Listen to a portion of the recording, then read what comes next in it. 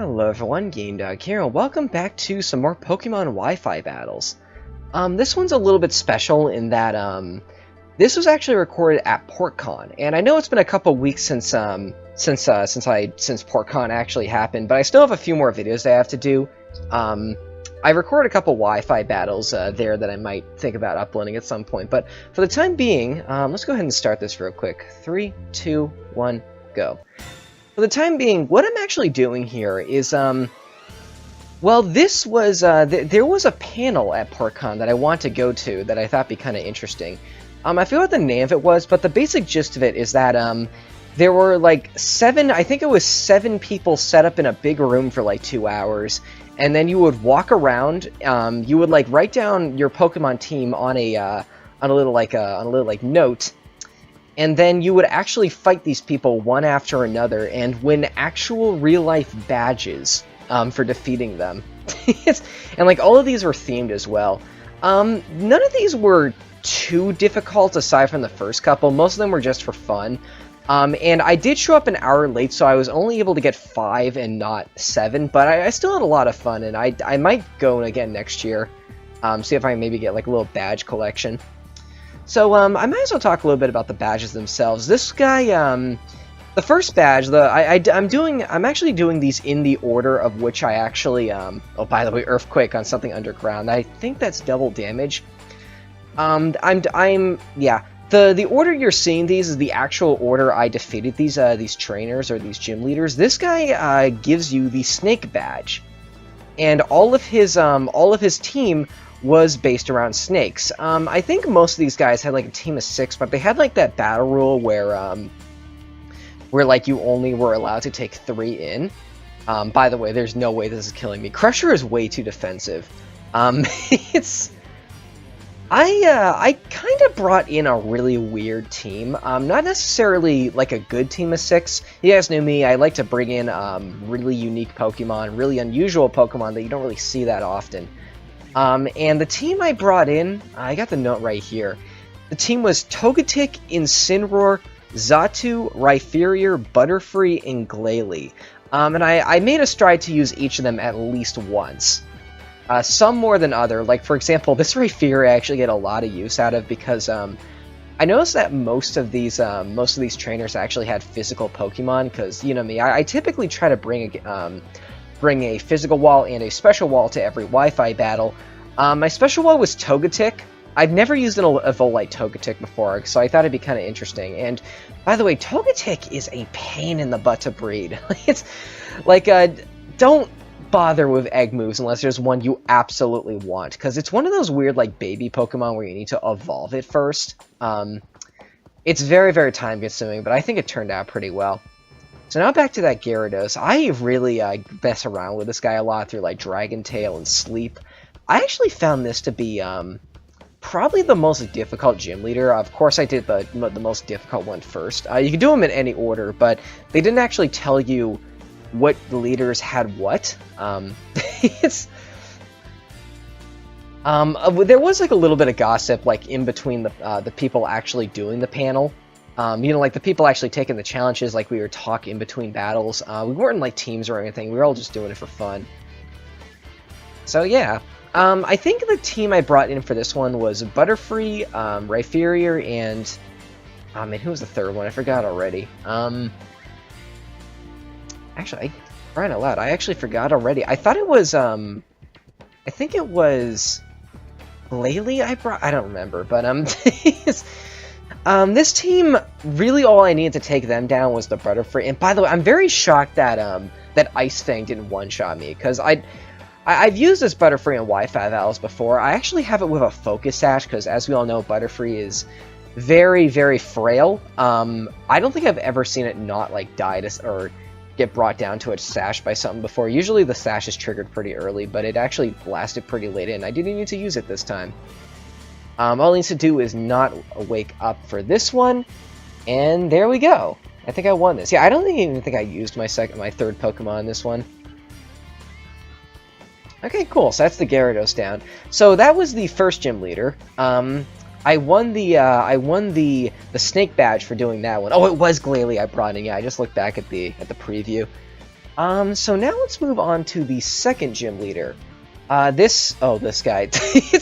This guy was... Well, let's start this first. 3, 2, 1, go. This guy was silly. His entire team was...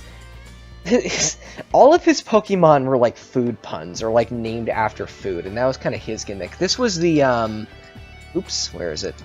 This was the Culinary Corsair badge. I'm not sure if that's a typo or not, but his team is not ridiculous. Oh man, let me tell you, this Farfetch'd was a really bad choice for him to make. It's by far, I think, the weakest thing on his team.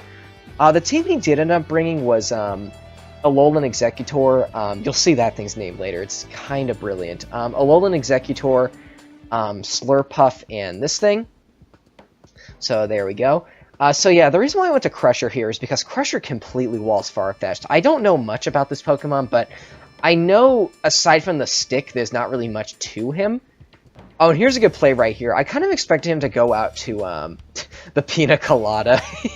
I kind of expected him to go out to Executor, and, for some reason this thing is part Dragon now, so I just used, Dragon Tail on it. I wanted it to switch back to the Farfetch'd, but nope, he goes to the Slurpuff instead. I believe, yeah, when you use moves like Dragon Tail, it's actually chosen at complete random. And I actually forgot that this thing gets Energy Ball. I don't know how I forgot. I think I have an Energy Ball Slurpuff in my Reborn playthrough, but, yeah, that did a lot more damage than I expected it to. Whenever I use Slurpuff, 9 times out of 10, I make it go physical, just because it has this fun, like, belly drum combo you can use. So I figured, you know, let's just sacrifice the Rhyperior, because I think I got enough work out of him. I think I can kill the Farfetch'd easily enough with something else, and he's not going to be too useful against the Pina Colada anyway. So back out to Malcolm Ray, which this thing I have actually used in a Wi-Fi battle before as well. I knew this wasn't going to kill, but I was very surprised it didn't do at least half, because this is kind of a glass cannon kind of Pokemon. So I just played it safe. I went for Flare Blitz. I had a feeling that was going to kill, and I think I just like sweep the rest of this guy's team with Malcolm Ray here. Yeah, he's going back to the Farfetch'd now. And as per usual, let's go ahead and cut this out. And yeah, there we go. I just played it safe and just one-shot him in one hit. Is that all of them? No, we still have this thing left, which I will easily take out with a Flare Blitz. This one I put around maybe the middle of the road in terms of difficulty. And yeah, there we go. There was the... So that was the Culinary Corsair badge. That one was pretty fun. And now on to... What was the next one? Oh, the next was the Trash badge. This person's gimmick is that she brought along... Oh, wait, let me... 3, 2, 1, go. This person's gimmick is that she brought along Pokemon that are either complete garbage or are related to garbage. Like, I think one of her other Pokemon was a Garbodor. You know, I really wish the Wi-Fi playthrough thing, or like the replayer battle video thing, whatever it's called, I kind of wish it showed all 6 of the Pokemon, because it doesn't. It just shows the 3 you bring in. So this one was the Trash Bag, and gossiping around, I actually learned that this one is considered by far the easiest of the 7 gym leaders that were around. I think 1 was a little bit easier, but I don't know. This one was pretty easy. I'm very surprised that didn't kill, and this person uses Destiny Bond, which is a move I hate fighting oh so much. I always forget, like, when it runs out. If I had, like, something else there, I would have used it, but I just figured, you know, let's just get this thing out of the way. I'll sacrifice Johnny, whatever, and we're gonna... Yeah, whatever. I hate Destiny Bond. It's, like, my least favorite attack in the series. I find it really cheap, especially if you have, like, Prankster or something. So, back out to Crusher. I get a lot of mileage out of this thing, and actually, I go to Crusher because he completely walls the last 2 Pokemon she has, which is, P-Dove, which she named Trash Dove? I think that's a meme. I'm not really 100% certain, but, it's, and the Alolan Grimer. Frankly, I would have gone with a normal Grimer, but whatever. Go to Mustard Lips if you want. Which, by the way, this freaks me out. Oh, no, it was a normal Grimer. The yellow lips on Alolan Grimer freak me out for some reason. I really don't know why, but like, I should make an Alolan Muck one of these days. I really, really like Muck. So yeah, that one was pretty easy. That was by far one of the easiest ones. And yeah, there we go. I don't think I had to use my third Pokemon there anyway. In the next one, let's see. This was the this is the Send Help badge. It's 3, 2, 1, go.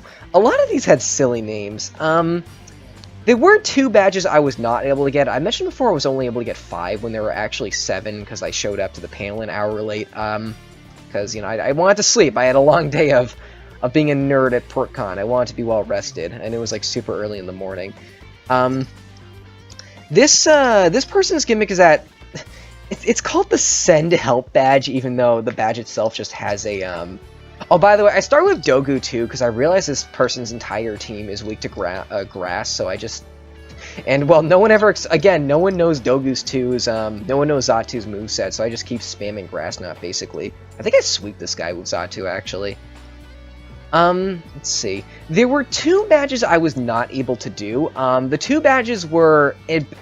one of them was called, like, the Cat Lady badge, so I'm expecting, like, you know, Pokemon based off cats. The other one was some kind of badge based off of owls. So probably like Noctowl, Decidueye, those types of Pokemon. Yeah, and there we go. Oh, I also had kind of a funny story with this particular gym leader. I saw one person go up to this gym leader and try and fight them, and then he completely walled him. He had that Palossand out, and also I think that was actually the quickest one. He had that Palossand out. However, the only Pokemon the challenger had left was like a Jolteon with like Volt Switch and like Swift. So he actually couldn't do anything. He needed to forfeit there. And this is the last guy, by the way. 3, 2, 1, go. This is called the Awoo badge. The badge has like a wolf on it. He told me that this particular challenge was based off of puppies, which explains why he brought along a Pikachu. That's I don't know, and a fox. By the way, this snow actually ends up helping me. Thanks a lot, bruh, whatever his name was. I don't know. I think this was my first time actually using this Mega Glalie as well. It's better than I thought it was going to be. It did more work than I honestly thought it was going to. This is like a weird mixed moveset. Oh, and I flinched him too. I probably could have killed this guy regardless of what happened.